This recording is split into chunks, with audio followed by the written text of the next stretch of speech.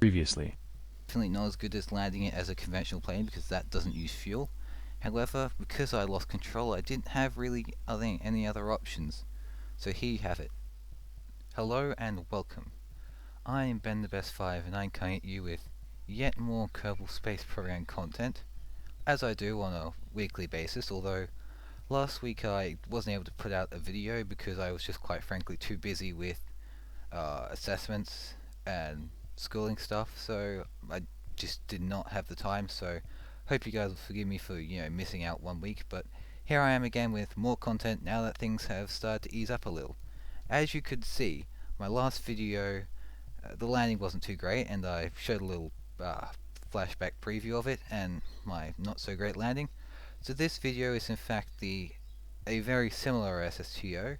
However, it's been redesigned to be more functional and to be able to land correctly and be aerodynamically balanced after a landing, which aerodynamically balanced after performing performing a re-entry and after it's lost all of its fuel, which this one is capable of, although I make an absolute mess of it because I'm terrible at flying. However, I am actually able to do it, which is an indication that this plane is actually correctly balanced and that my flying skills just suck. You can also see that this footage is in fact for a nice change being played back at 1 time speed. This is simply because I am focusing the mission solely on the actual SSTO because I don't feel like my previous SSTO video really did justice to the whole how SSTOs work and function. So this one's I'm not even going to show you I'm not going to focus on the payload that's taking out, although I will mention it later on. So that's coming later. That's something for you to look forward to. So keep watching if you want to see a bit of an explanation as to the payload and what's going on there.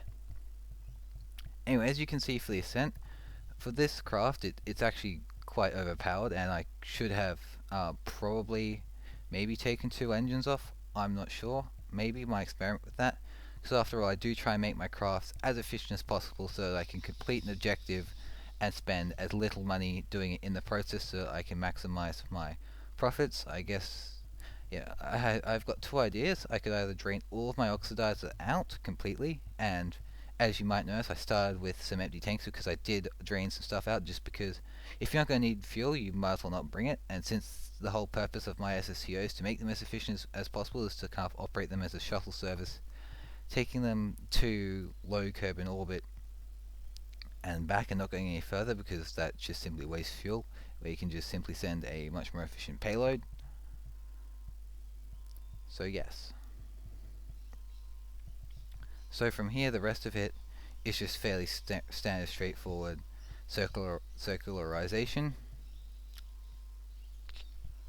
And because it's fairly straightforward, it gives me an opportunity to move on to another subpoint, I guess you could say, of this many multifaceted video. So, you might have heard of some recent drama starting up in the Kerbal Space Program community.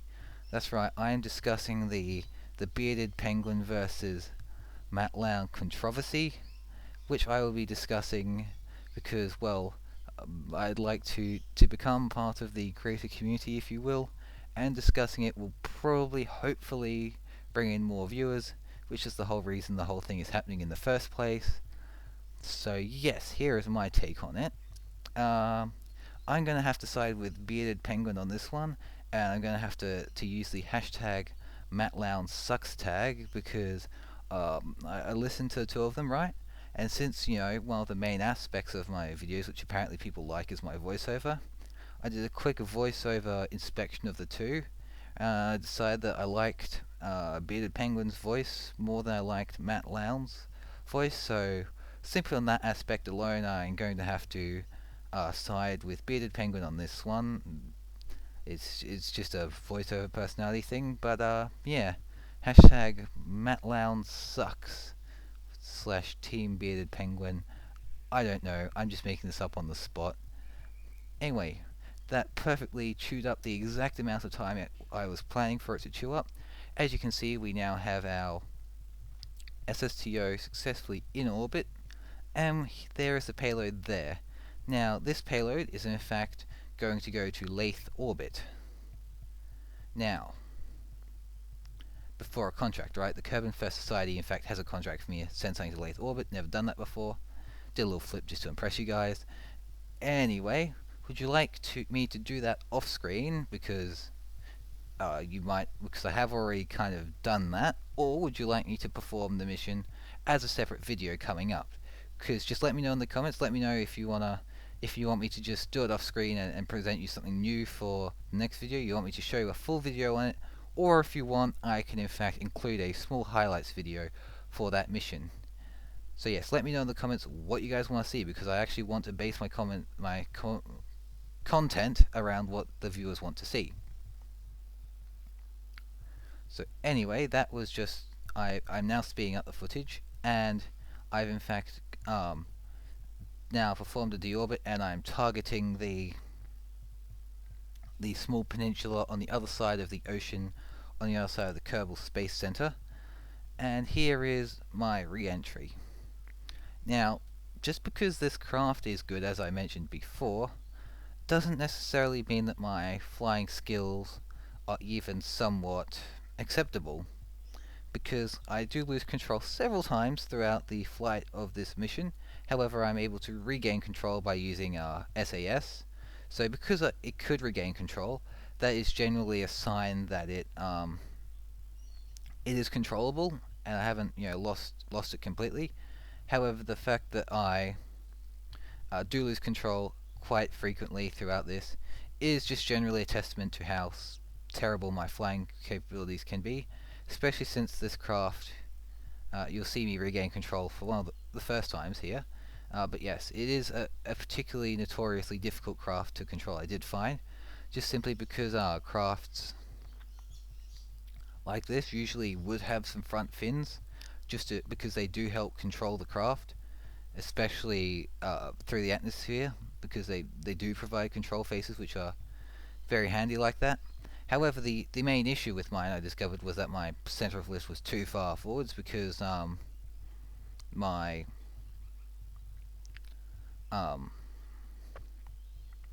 because of the flips that were happening. So this is in fact, I guess you could say, a revisit of an old design, just because I felt like I didn't do the previous one.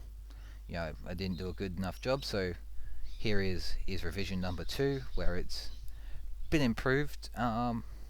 So yeah, here it is, I guess. Me regaining control for the second time and pulling up so that I don't crash too far away from the Kerbal Space Center. Now I did try and go for a direct actual landing on the Space Center, and I did do some fancy flips. I tried to get myself back there.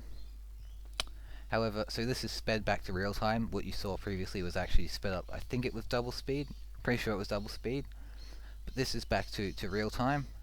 And here is a nice actual proper SSTO landing. Granted, I kind of completely missed the target, sort of, but I do end up rolling there, which is quite nice. So spoiler alert. But yeah, here it comes. Now notice landing gear, I did deploy those a little bit late. However, I did keep those retracted most of the time because I was still trying to get as close to the landing strip as possible. So as a result, I did try and reduce my thing until the very end.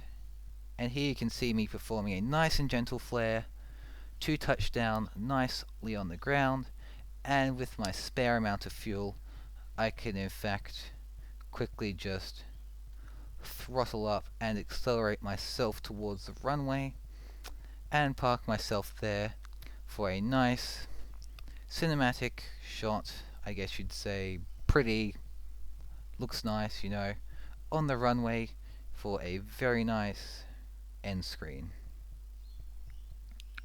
As you can see, there's in fact no flame coming out of the end of the rapiers, but they are in fact on. As you can see, the craft is accelerating towards the runway.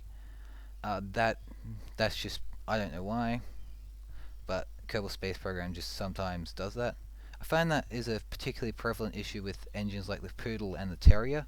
For some reason, if I've got as well as the 2.5 meter one with the single engine, not the Mammoth, the other one of that diameter. Um, yeah, when it's like at down to like 5% or whatever, like it's moving, it's thrusting. There's a difference between in delta V and whatever, but no flame shot at the back. So I guess that's just kind of a visual mishap, glitch, deliberate feature. Not sure. But anyway, while I was discussing this, our craft in fact was able to roll itself back to the runway, as I've mentioned several times, and we can now recover this at 100% value. Now this flight could have been a lot better.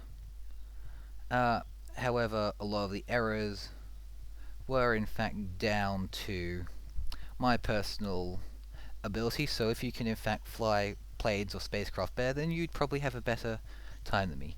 Anyway, thank you for watching my video. I do really hope you enjoyed my content and you enjoyed me revisiting one which probably deserved one. Uh, anyway, thank you for watching. Please do leave a like. Likes really do support me and make me feel good, so please do that as well. Subscribe. Subscribing is one of the biggest ways that I can grow my channel and let more people see my content. Also, if you really do want to support me and let people see my content, then share it with a friend. Show someone else who might enjoy my content. Other than that, thank you for watching, and I do genuinely hope you have a good day.